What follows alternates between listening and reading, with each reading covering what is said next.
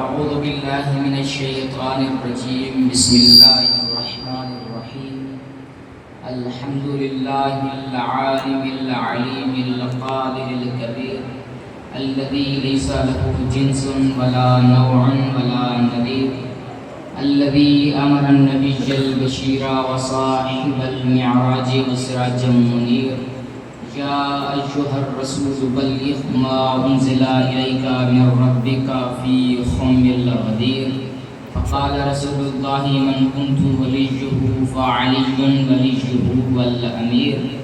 الصلاة والسلام على سيد الأنبياء والمرسلين، ثم الصلاة والسلام على سيد الأوصياء وإمام المتقين مقاتل المشركين علي بن أبي طالب. اللهم صل على محمد لعنة الله على أعدائهم ومكسر فضائلهم ومنكر ولايتهم أجمعين. أما بعد، فقد قال الله تعالى في كتابه المجيد: بسم الله الرحمن الرحيم. وأن هذا صراطي مستقيما فاتبعوه ولا تتبعوا السبل فتفرق بكم عن سبيله، ذلكم وصاكم به لعلكم تتقون.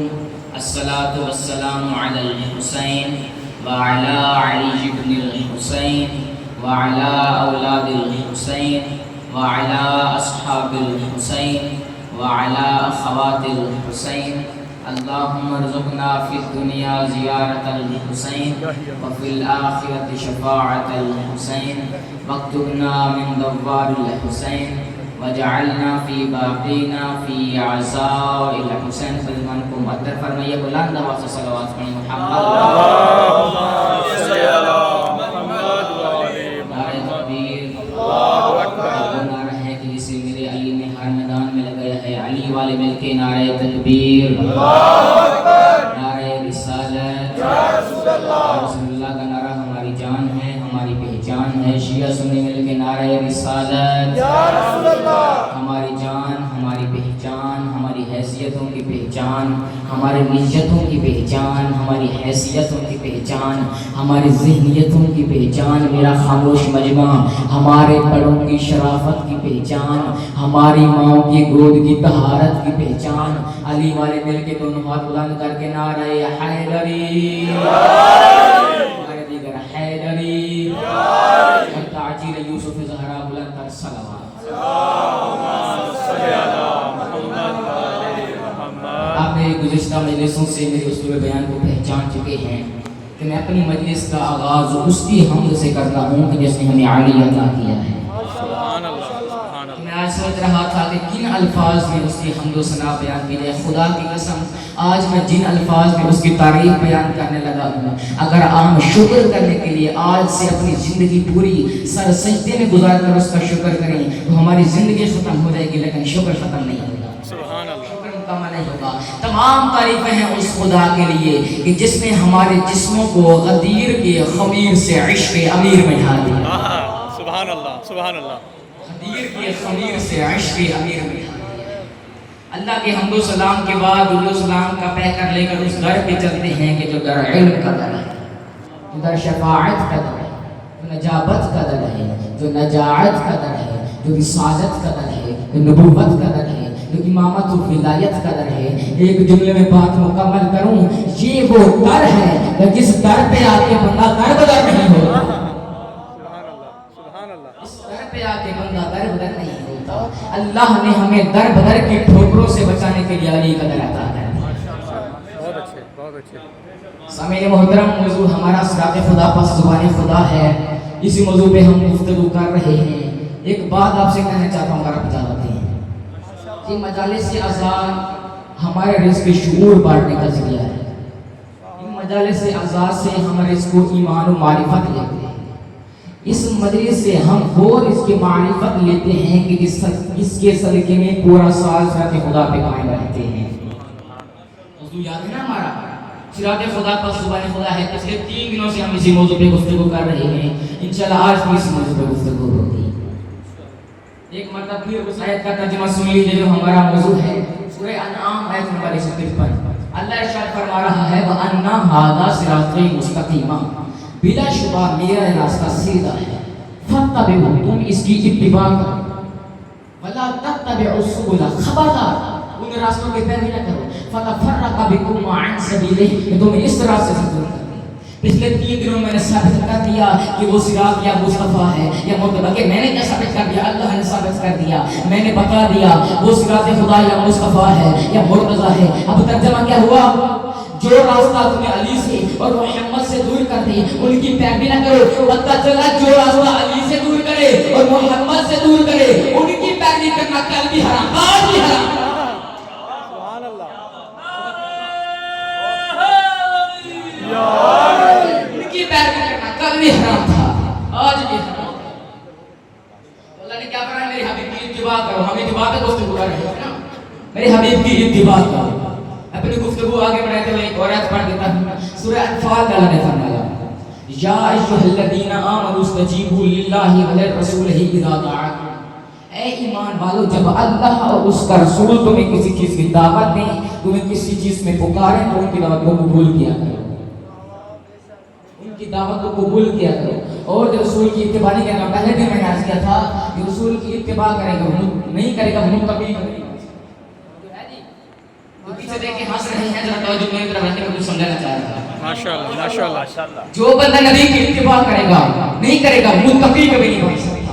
تو مجھے کہنے دو نا، جو خود متقی نہیں اس کی کیا مجال ہے اس کا مقابلہ کرے گا امام متقی کا بھی امام ہے، سبحان اللہ سبحان اللہ سبحان اللہ، بہت خوب۔ اس کی کیا مجال ہے اس کا مقابلہ کرے جو متقین کا بھی امام ہے۔ تو اللہ نے فرمایا اس جگہ پہ لکھی ہوئی ہے، میں نے پہلے دن بیان کیا تھا یا ایھا الذین آمنوا اتقوا اللہ وکونوا مع الصادقین، اے ایمان والو تقوی اختیار کرو، پرہیزگاری اختیار کرو اور سچوں کے ساتھ ہو۔ سبحان اللہ، جو ہے ماشاءاللہ ماشاءاللہ بولتے رہیے ایسے ماشاءاللہ اس بیٹھے میں کیسے پڑھوں گا؟ ماشاءاللہ، مجمع سننے والا مجمع ہی پڑھنے والے کو پڑھنے پر مادہ کرتا ہے، ذرا بولتے رہیے تاکہ میں اپنی گفتگو کر سکوں۔ اے ایمان والو تقوی اختیار کرو اور سچوں کے ساتھ ہو۔ سچوں کی شان ایک آیت پڑھ دوں، سورہ جمعہ میں اللہ نے فرمایا فَتَمَنَّهُ الْمَوْتَ إِن كُنتُمْ صَادِقِينَ، اگر تم سچے ہو تو موت کی تمنا کیا کرو۔ بہت اچھے، بہت اچھی دلی۔ پتہ چلا سچوں کی پہلی نشانی یہ ہے کہ وہ موت کی تمنا کرتے ہیں۔ اب میں جملہ کہہ کے گزر جاؤں گا، فیصلہ خدا آپ نے کرنا ہے۔ مجھے بتائیے وہ سچا کہلائے گا جو احد کے پہاڑ پہ اپنی جان بچا کے بھاگ جائے، یا وہ سچا ہوگا کہ جو احد کے پہاڑ پہ نبی کی حفاظت کرے گا؟ سبحان اللہ سبحان اللہ، بہت اچھے۔ نعرہ حیدری، آپ کی ولایت سماعت کو سلام۔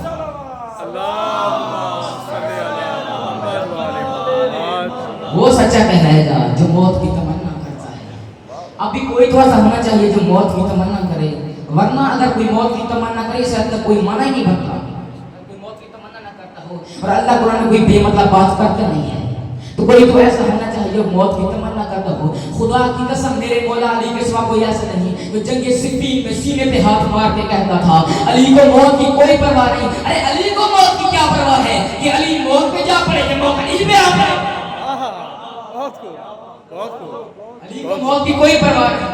اور اسی گھر کا درس تھا کہ روز عاشور کی رات مولا حسین نے قاسم سے پوچھا تھا بیٹا قاسم موت کو کیسا پاتے ہو؟ تب جناب قاسم نے فرمایا تھا الموت محیا من الاصل، موت کو شہر سے میٹھا پاتا ہے، کیونکہ یہ صراط خدا پہ موت ہے یا اللہ کے راستے میں۔ صلوات پڑھیں گے وہاں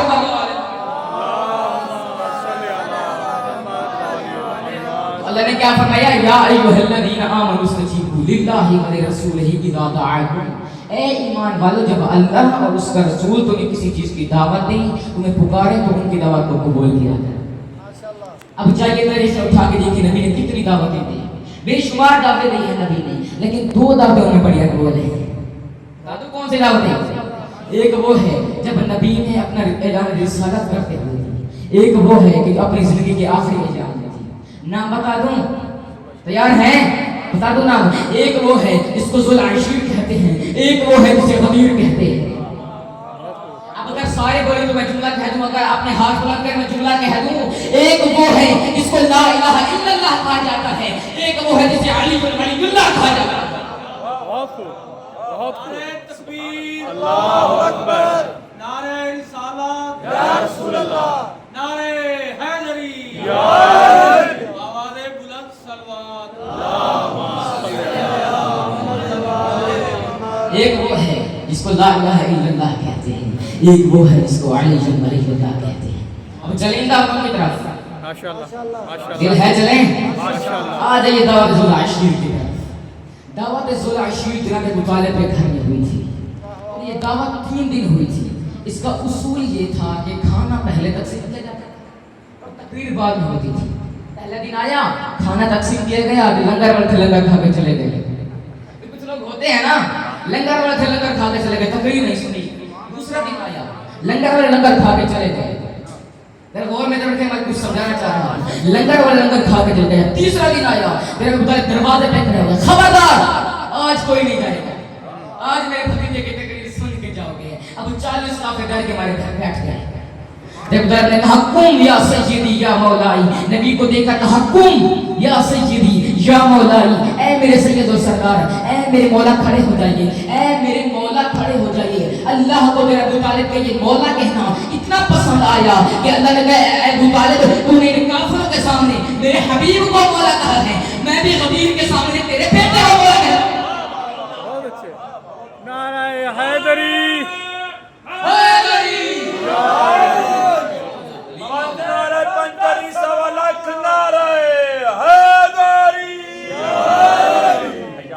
میں بھی تیرے بیٹے کو مولا کہتا ہوں۔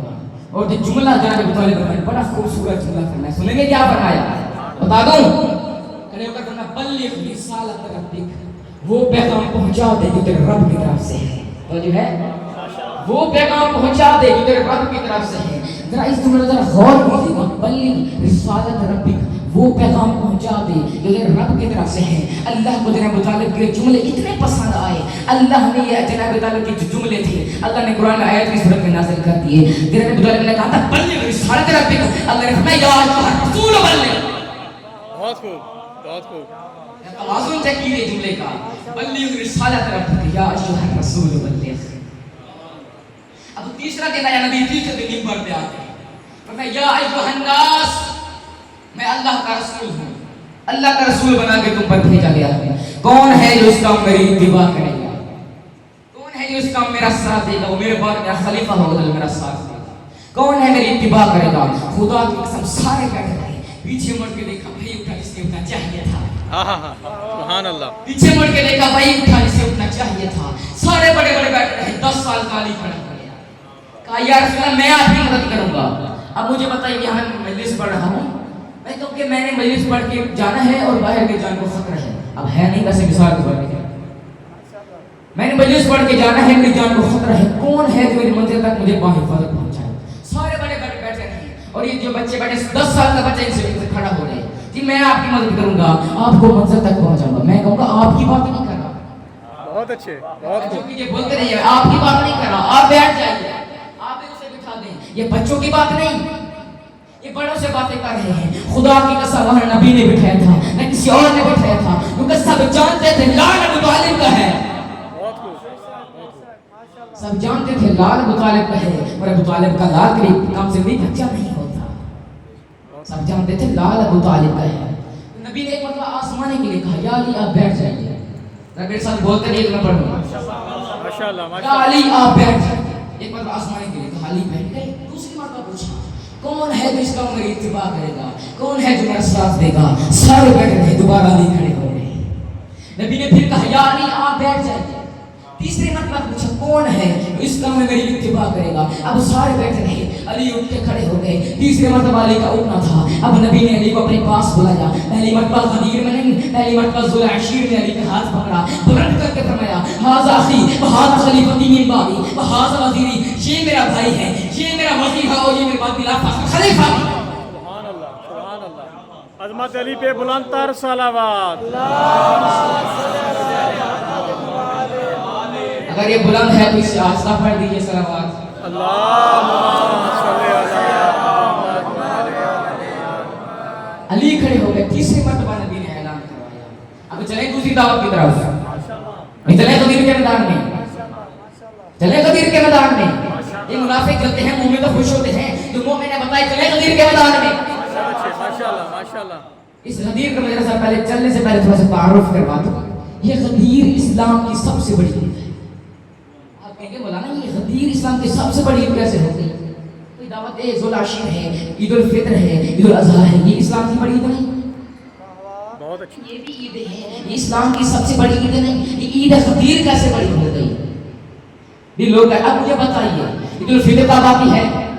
آپ کو پتہ ہے سارے مسلمان ہیں, سارے مومن بیٹھے ہیں. عید الفطر کب آتی ہے؟ جب روزے ختم ہوتے ہیں. روزے اسلام کا ایک رکن ہے, کل اسلام نہیں. بہت اچھے, بہت روزے اچھے. اسلام کا ایک رکن ہے. جب اسلام کا ایک رکن روزہ ختم ہوتا ہے تو عید الفطر آ جاتی ہے. اور عید الاضحیٰ کب آتی ہے؟ جب حج ختم ہوتا ہے. حج بھی اسلام کا ایک رکن ہے. جب حج ختم ہوتا ہے تو عید الاضحیٰ آ جاتی ہے. اب میں جملہ کہہ لگا ہوں, فیصلہ خود آپ نے کرنا ہے. مجھے بتائیے وہ عید بڑی ہوگی جو اسلام کے صرف ایک رکن ختم ہونے پہ آئے, یا وہ عید بڑی ہوگی جو الیوم اکملت لکم دینکم پورے اسلام مکمل ہونے کے بعد آتی ہے؟ بہت خوب, بہت خوب, ماشاءاللہ. پورے اسلام مکمل ہونے کے بعد آ جائے. اور کہتے تھے کہ عید الفطر, عید الفطر سے بڑی کیسے ہو گئی؟ عید الفطر میں نماز پڑھی جاتی ہے, عید الاضحیٰ میں نماز پڑھی جاتی ہے, اس میں نماز نہیں پڑھی جاتی. عید الفطر میں نماز نہیں پڑھی جاتی. ہم کہتے ہیں بھائی بات آپ کی بھی صحیح ہے, اس میں نماز ہوتی ہے, اس میں نماز نہیں ہوتی. البتہ کچھ لوگوں کی نماز جنازہ ضرور نکل جاتی ہے. بہت خوب. اس میں کیا منافقین کی نماز جنازہ ضرور نکل جاتی ہے. اب چلے غدیر کے میدان میں اپنے ذہنوں کو ذرا غدیر رکھے گا. ایسے سمجھے کہ آپ دیکھ رہے ہیں, مومنین کو بھی دیکھ رہے ہیں, جلتے ہوئے منافقین کو بھی دیکھ رہے ہیں. اب ذرا اپنے ذہنوں میں وہ تصرف رکھیے گا. میں آپ کو غدیر کے میدان میں لے کے چلتا ہوں. چلے غدیر کے میدان میں کیا منظر تھا غدیر کا. پلانوں پہ پلان, اوپر پھر پلان, ذات وحدت کا فرمان, جبرائیل درمیان. ارے جو اس سے خوش ہوا وہ سلمان, جو حسد جل گیا وہ شیطان. بہت خوب, بہت خوب, بہت خوب.